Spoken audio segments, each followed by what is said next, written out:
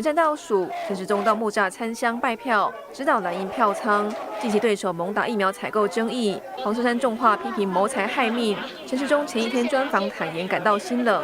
至于另一名对手蒋万安，同样炮火猛烈。陈时中竟然用心冷来掩饰他的心虚，才让人民感到心痛。这完全失去一个台北市长候选人的格调。对照他之前的说法，根本就是双面人，完全不可信。蒋委员也有一点词穷了哈，不断的反复一些攻击的语言哈，那应该要有一些新的事证、新的事实，大家来进行做讨论。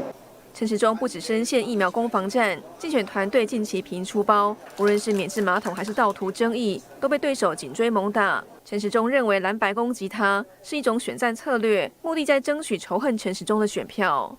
没有这么多的算计，我就是一步一脚印，请走基层。我们争取的是台北市民的认同，重点在于说你对台北市做了哪些事情，你也清楚的让市民知道吧。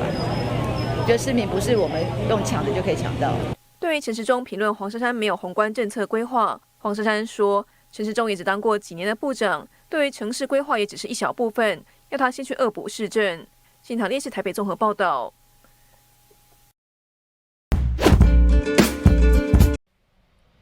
当地时间9月14号晚，国家主席习近平乘专机抵达撒马尔罕，开始对乌兹别克斯坦共和国进行国事访问，并出席上海合作组织成员国元首理事会第22次会议。乌兹别克斯坦总统米尔基约耶夫、政府总理阿里波夫、外长诺罗夫、撒马尔罕州州长图尔基莫夫等高级官员在机场热情迎接。米尔基约耶夫在机场为习近平主席举行盛大欢迎仪式。近百面中乌两国国旗迎风飘扬。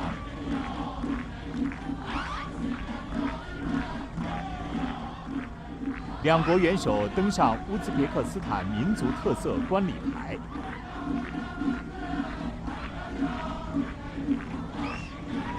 当地青年身着民族服装，载歌载舞，用最欢快的节奏迎接最尊贵的客人。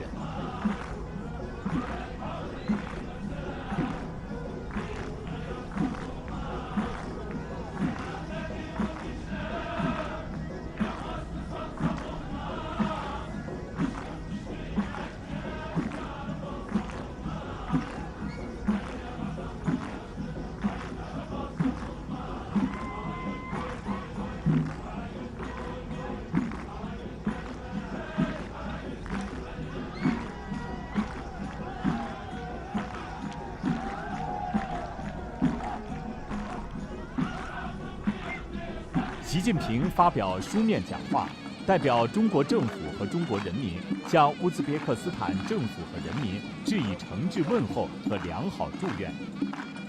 习近平指出，中乌两国和两国人民的友谊跨越千年历史长河，不断焕发出勃勃生机和活力。中乌全面战略伙伴关系发展驶入快车道，不仅造福两国人民，也有力促进了地区和平稳定和繁荣发展。我将同米尔基约耶夫总统就深化两国合作及共同关心的国际和地区问题深入交换意见，共同擘画中乌关系发展蓝图。我期待着出席上海合作组织撒马尔罕峰会，同各方一道弘扬上海精神，深化互利合作，促进本组织健康稳定发展。米尔基约耶夫陪同习近平穿过机场贵宾楼，电子屏幕上呈现习近平主席巨幅照片，同时用中乌两种语言显示，热烈欢迎中华人民共和国主席习近平阁下对乌兹别克斯坦共和国进行国事访问。习近平和米尔基约耶夫在上车处道别。丁薛祥、杨洁篪、王毅、何立峰等陪同人员同机抵达。中国驻乌兹别克斯坦大使姜岩也到机场迎接。习近平周三抵达哈萨克斯坦首都诺尔苏丹，媒体的镜头拍到他在下飞机时脚步不稳，差点滑倒。与此同时，天主教教宗方济各当天也在诺尔苏丹。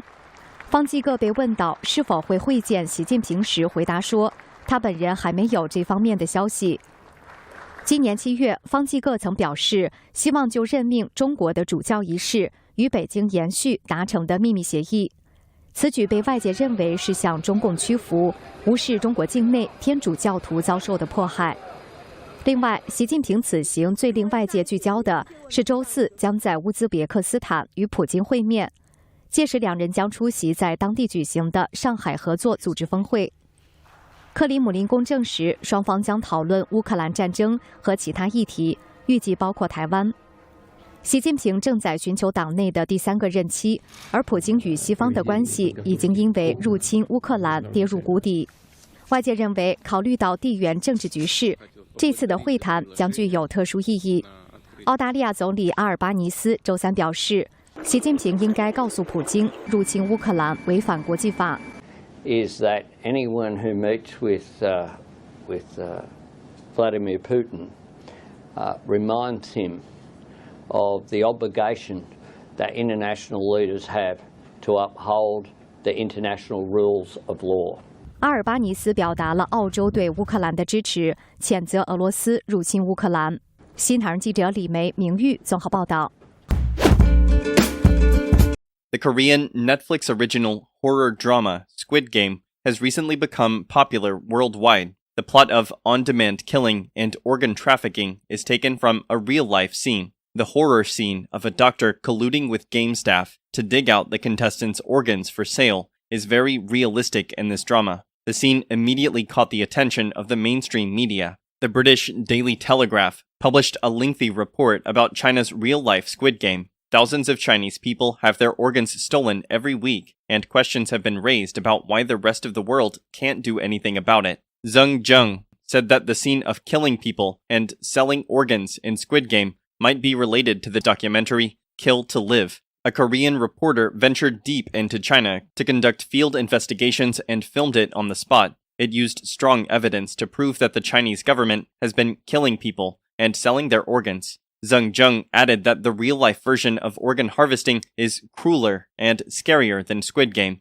It is still going on today. According to Zheng, in April 2000, she was arrested for the 4th time in Beijing for practicing Falun Gong. She and the others had to undergo multiple physical examinations, especially related to the condition of the internal organs. The data is stored in the computer. When someone needs a particular organ, officials will search the database for a match. If they find a suitable one, that person will be killed, and the required organs will be taken out and sold for big money. Similar to Squid Game, no one believes in the truth. Zheng Zheng said that the police and others didn't think about it and asked for proof. Such absurd things are still happening today. There is already much evidence, some of which has been certified by the court. In addition, the scenes in the movie also make the viewers think of the pointing system in Chinese government's labor camps. The game is to make 2 people become opponents and kill each other, and only one of the 2 can survive. Likewise, in the Chinese government's labor camps, inmates compete with each other for scores to get reduced sentences. Zheng Zheng said in an interview that the CCP does not allow Falun Gong practitioners to fall asleep in labor camps. It wants to drive every prisoner crazy. Squid Game became a global sensation shortly after the broadcast, and it has topped the charts in 94 countries, also winning acclaim at the 74th Emmy Awards.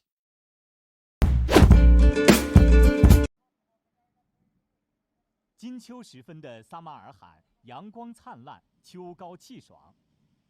新近落成的国际会议中心独具匠心，恢宏大气。习近平乘车抵达国际会议中心。今天的天气也非常好。米尔基约耶夫在下车处热情迎接。在米尔基约耶夫陪同下，习近平穿过兼具浓郁乌兹别克斯坦民族传统元素和现代时尚设计的中央大厅，前往北门外广场。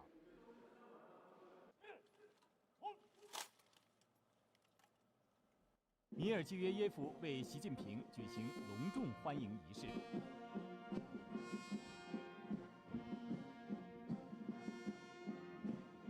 两国元首共同登上检阅台，军乐团奏中乌两国国歌。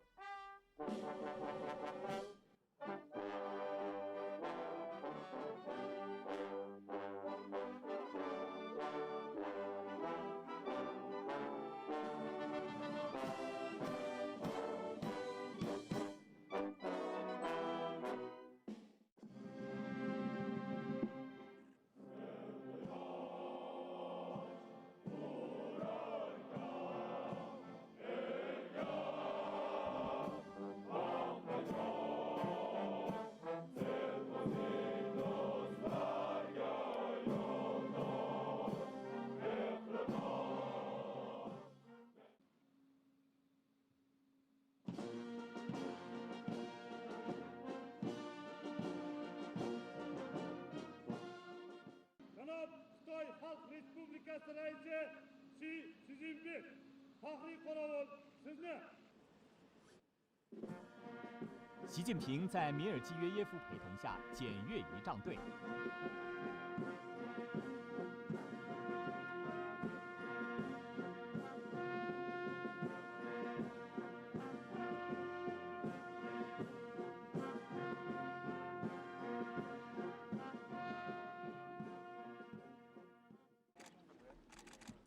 两国元首分别向对方陪同人员致以问候。